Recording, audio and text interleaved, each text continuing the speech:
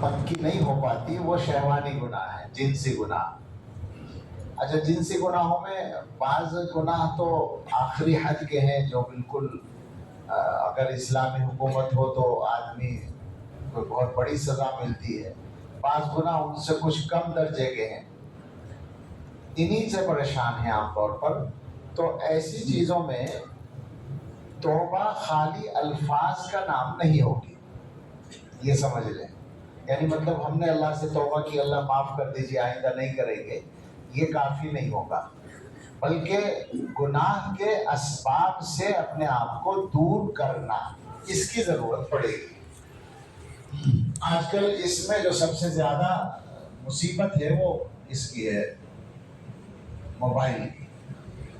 اس کی وجہ سے مبتلا ہوتے ہیں لوگ، طرح طرح سے میسج بھی آتے ہیں۔ کل ہی ایک میسج میں دیکھ رہا تھا اور وہ آدمی یہ کہہ رہا تھا کہ میں بہت عرصے سے 10 سال کا ٹائم اس نے بتایا، میں پریشان ہوں، اور اس نے خود ہی یہ کہا کہ میرے گناہ کی وجہ موبائل ہے، تو میں کیا کروں۔ تو یہ اچھی طرح سمجھ لیں کہ سبب سے بچنا پڑے گا۔ ایک آدمی کو اپنی جان بچانی ہے تو جان کے خطرے کی جگہ سے تو بچنا ہوگا نا، اس کو زہر سے بچنا ہوگا، جہاں حادثات پیش آتے ہیں اسی جگہ سے بچنا ہوگا، تبھی تو جان بچانے کی صورت بنے گی۔ تو گناہ سے توبہ کرنے میں یہ بات شامل ہے۔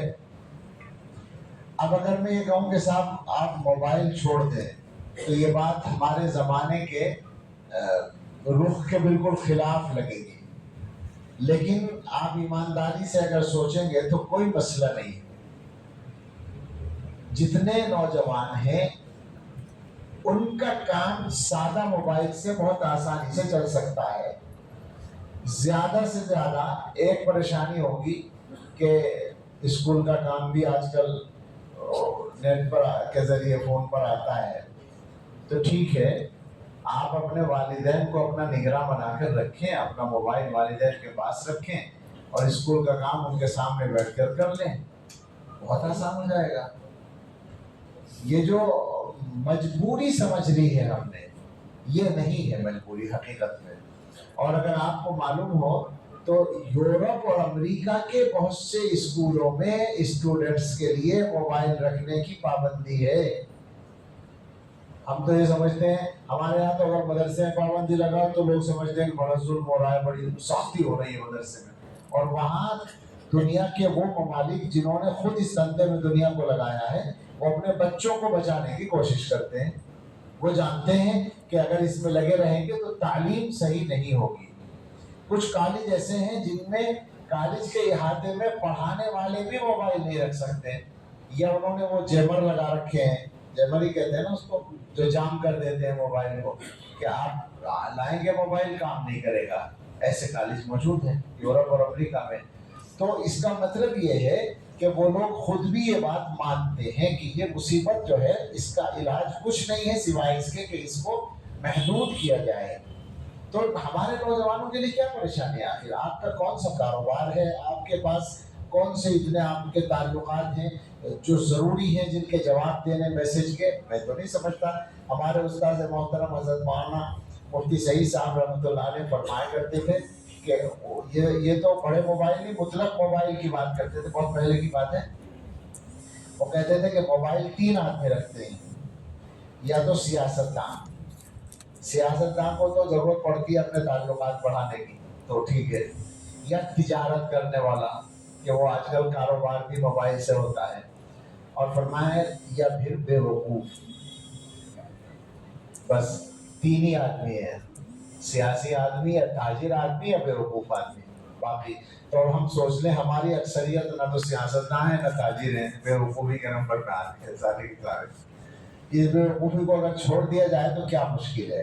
اس پہ سوچیں، واقعتاً سوچیں نوجوان۔ جب آپ خود نیکی کی طرف جانا چاہتے ہیں، آپ کے دل میں جذبہ ہے، تو یہ مجاہدہ تو آپ کو کرنا پڑے گا۔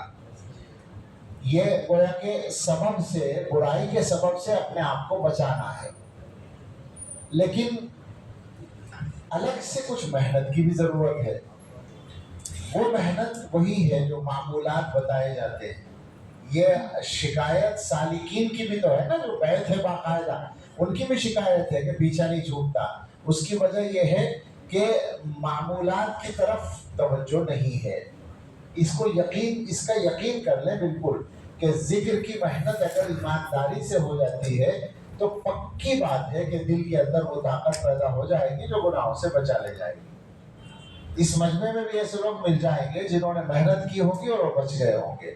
آپ یقین کریں، آپ تھوڑا سا ٹائم نکال لیں، آدھے گھنٹے کا ٹائم نکال لیں، آدھے گھنٹے اپنے آپ کو بس جما کر بٹھا لیں کہ بھائی اس وقت تو مجھے مراقبہ کرنا ہی ہے، ذکر کرنا ہی ہے. آدھے گھنٹے کر لیں روزانہ پابندی سے. میں دعویٰ کر سکتا ہوں کہ 40 دن میں آپ کی دنیا بدل جائے گی. آپ خود بتائیں گے کہ معاملہ ٹھیک ہو گیا، آسان ہو گیا. حقیقت یہی ہے کہ گناہ ہوتے ہیں یا تو نفس کے تقاضے سے، یہ نفسانی گناہ میں آتا ہے، اور یا شیطان کے تقاضے سے ہوتے ہیں.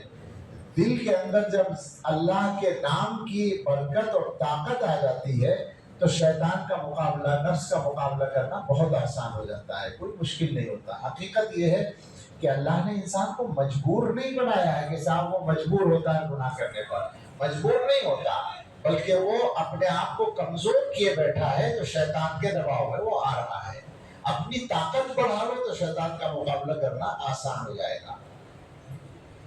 آج کے زمانے میں بھی اسی نوجوان طبقے میں، بلکہ صرف نوجوان ہی نہیں، یونیورسٹیز میں، کالجز میں رہنے والے لڑکوں میں جو ہاسٹل میں رہتے ہیں، ان میں ایسے لڑکے آپ کو مل جائیں گے جو اپنی نگاہوں کی بھی حفاظت کرتے ہیں اور گناہوں سے بھی پوری طرح بچتے ہیں، جبکہ ان کے پاس ہر وقت لڑکیاں موجود ہیں اور وہ آزاد لڑکیاں ہیں. ان سے تعلقات بنانا ان کے لیے کوئی مشکل نہیں ہے، بلکہ بہت سی دفعہ ان کی طرف سے ہی پیشکش ہوتی ہے. اس کے باوجود اللہ سے ڈرنے والے ایسے لوگ موجود ہیں جو اپنے آپ کو بچا لیتے ہیں. تو یہ مت سمجھیں آپ کہ آپ بچ نہیں سکتے. آپ سے جو کمی ہو رہی ہے وہ معمولات کی پابندی میں ہو رہی ہے. اس کو اگر ٹھیک سے آپ کر لیں گے تو ہمیں یقین ہے کہ انشاءاللہ حفاظت ہو جائے گی آسانی کے ساتھ. برائی کے اسباب سے اپنے آپ کو بچانا چاہیے. اس میں ایک پہلو اور بھی ہے، اسی کا ایک حصہ ہے کہ عام طور پہ نوجوانوں کے حق میں یہ بات ہے، اکیلے رہنے سے بچیں، اکیلے نہ رہیں. سمجھ رہے ہیں میری بات؟ اکیلے رہنے میں شیطان جلدی آتا ہے. ظاہر ہے بہت ہمدردی ہے نا اس کو انسانوں سے، یہ بیچارہ اکیلا بیٹھا، اس کو کمپنی دے دوں تھوڑی دیر کے لیے، اس کا جی لگا دوں. وہ فوراً آ کر خیر خواہی شروع کر دیتا ہے کہ کوئی بیچارہ اکیلا بیٹھا ہو تو اس کے ساتھ دے دے، تھوڑی دیر مجلس ہو جائے اس کے ساتھ میں. ہمیشہ یاد رکھیں کہ اکیلے آدمی پر شیطان کا حملہ زیادہ ہوتا ہے. تو تنہائی میں رہنے سے کوشش کریں بچنے کی. گھر والوں کے ساتھ رہیں، سب سے آسان بات ہے. یہ بات بھی میں نے بعض مرتبہ کہی ہے کہ اگر کسی کے پاس مکان بڑا ہے، ہر آدمی کا ایک ایک کمرہ الگ الگ ہو سکتا ہے، تو بھی کوشش کریں کہ شادی سے پہلے اکیلا کمرہ نہ دیں. شادی کے بعد تو ویسے اکیلا نہیں رہے گا، وہ ڈبل ہو ہی جائے گا. تو خلاصہ یہی ہے کہ اکیلا کمرہ نہ دیا جائے. 2 بھائی ایک کمرے میں رہیں، 2 بہنیں ایک کمرے میں رہیں تو وہ ٹھیک رہے گا، معاملہ آسان ہوگا. انسان جو ہے وہ گویا دوسرے کا کچھ نہ کچھ لحاظ کرتا ہے.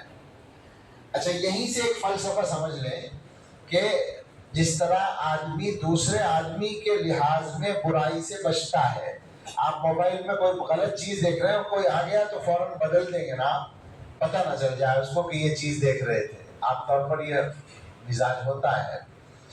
اللہ کے ذکر کی محنت کرنے سے جو کام ہوتا ہے وہ کیا ہوتا ہے کہ آدمی کو ہر وقت اللہ کی یاد رہنے لگتی ہے. اب وہ جب غلطی پر جاتا ہے تو فوراً خیال آتا ہے کہ اللہ دیکھ رہا ہے، تو وہ اپنے آپ کو بچاتا ہے.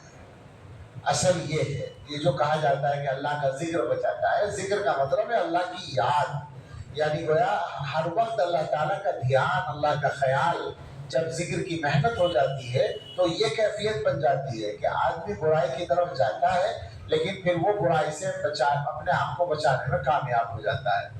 تو اس لیے ضرورت ہے کہ آپ ذکر کی محنت پر توجہ دیں تو انشاءاللہ یہ مسئلہ آسانی کے ساتھ حل ہو جائے گا.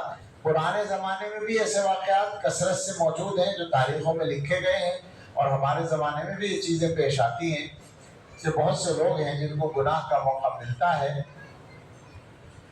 और वो आसानी के साथ गुनाह से बच जाते हैं।